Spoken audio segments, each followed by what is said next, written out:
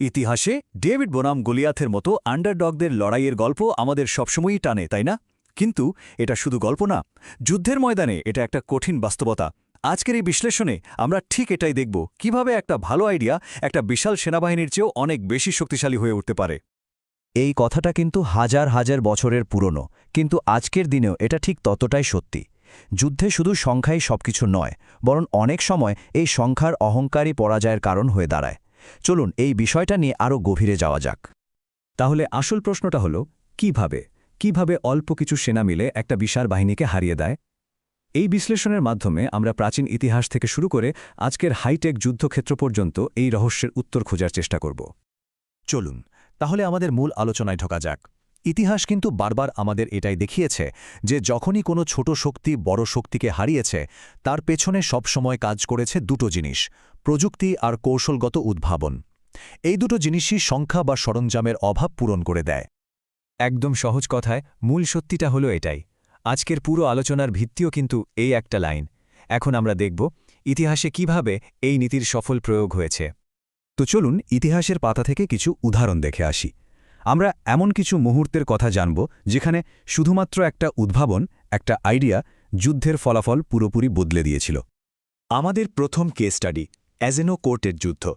ভাবুন একবার, একদিকে ফরাসিদের বিশাল বাহিনী, হাজার হাজার নাইট ঝকঝকে বর্ম পরা, আর অন্যদিকে ইংরেজদের ছোট্ট একটা দল, সংখ্যায় তাদের 3 ভাগের 1 ভাগও না।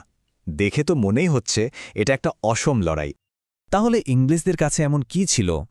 তাদের গোপন অস্ত্রটা ছিল এই লংবো।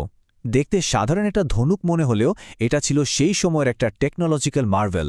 এর ছোড়া তীর ফরাসি নাইটদের দামে বর্ম ভেদ করে ফেলতে পারত, তাও আবার অনেক দূর থেকে। কিন্তু ব্যাপারটা শুধু একটা ভালো অস্ত্রেই থেমেছিল না। ইংরেজরা একটা পুরো সিস্টেম বানিয়ে ফেলেছিল। তারা প্রথমে ফরাসিদের কাদা ভর্তি মাঠে আসতে বাধ্য করল, যেখানে ভারী বর্ম পরা ঘোড়াগুলোর চলাই মুশকিল। এরপর তারা ধারালো খুঁটি পুঁতে রেখেছিল অশ্বারোহীদের চার্জ ভাঙার জন্য, আর তারপর আকাশ থেকে বৃষ্টির মতো ঝরে পড়ল হাজার হাজার বর্মভেদী তীর।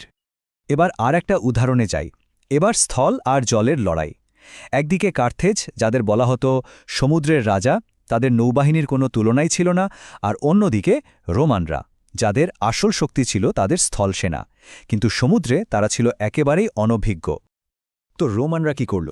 তারা জানত সরাসরি নৌযুদ্ধে কার্থেজকে হারানো অসম্ভব, তাই তারা এমন একটা জিনিস বানালো যা দিয়ে তারা সাগরের যুদ্ধকে মাটির যুদ্ধ বানিয়ে ফেলতে পারে।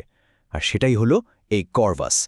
খুবই সাধারণ দেখতে একটা ব্রিজ, কিন্তু এর কৌশলগত বুদ্ধিটা ছিল অসাধারণ। প্ল্যানটা ছিল খুবই সহজ, কিন্তু মারাত্মক কার্যকর। রোমান জাহাজগুলো কার্থেজের জাহাজের কাছে গিয়ে ধাক্কা দিত, আর সাথে সাথে এই কর্ভাসটা ফেলে দিত। ভারী কাঁটাটা শত্রু জাহাজের ডেকে গেঁথে যেত, আর সাথে সাথেই নৌযুদ্ধটা হয়ে গেল একটা স্থলযুদ্ধ, যেখানে রোমান সৈন্যদের হারানো ছিল প্রায় অসম্ভব।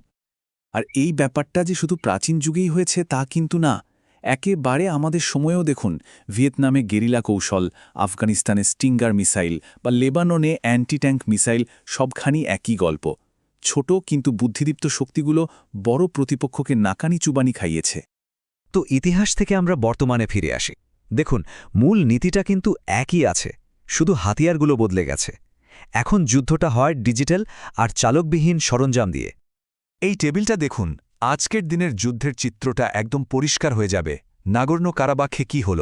আজারবাইজানের বেরাক্তা ড্রোনগুলো আর্মেনিয়ার এয়ার ডিফেন্স আর ট্যাঙ্কগুলোকে রীতিমতো ছেলে খেলা বানিয়ে ছাড়ল।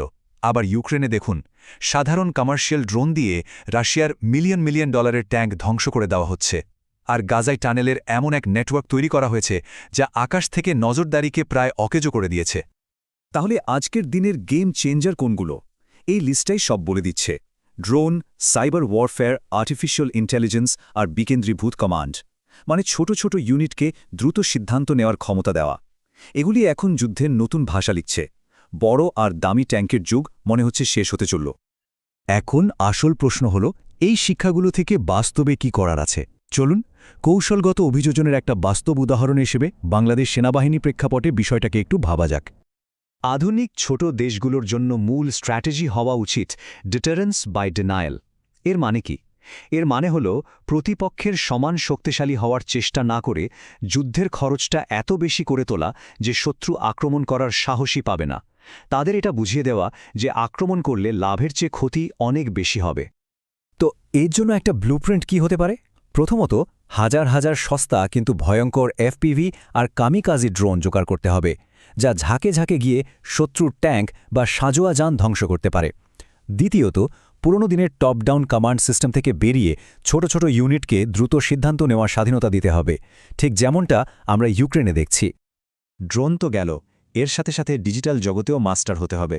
ইলেকট্রনিক ওয়ারফেয়ারে এমন দক্ষতা আনতে হবে যেন শত্রু ড্রোন, জিপিএস আর কমিউনিকেশন সিস্টেম এক নিমিষে জ্যাম করে দেওয়া যায়। দেশের প্রযুক্তিবিদদের নিয়ে একটা ডিজিটাল গেরিলা বাহিনী তৈরি করা আর নিজেদের প্রযুক্তিতে স্বনির্ভর হওয়াটা এখন সবচেয়ে জরুরি। তো এত সব আলোচনার পর আমরা কোথায় এসে দাঁড়ালাম? চলুন ইতিহাস আর বর্তমানের সব সূত্রকে মিলিয়ে একটা চূড়ান্ত সিদ্ধান্তে আসা যাক।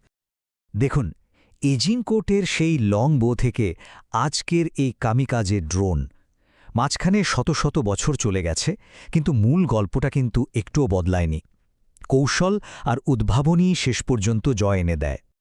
সুতরাং শেষ কথা হলো এটাই, যুদ্ধের ময়দানে সবচেয়ে বড় অস্ত্র কিন্তু কোনো ট্যাঙ্ক বা ফাইটার জেট না, আসল অস্ত্রটা হলো মানুষের বুদ্ধি আর উদ্ভাবনী ক্ষমতা। আমরা এই বিশ্লেষণটি শেষ করছি একটি প্রশ্ন দিয়ে। যখন মাত্র $500 একটা ড্রোন দিয়ে $5 মিলিয়ন একটা ট্যাঙ্ক ধ্বংস করে দেয়া যায়, তখন সামরিক শক্তি বা পাওয়ার এই কথাটার মানে কি আর আগের মতো আছে? ভাবার বিষয়, তাই না?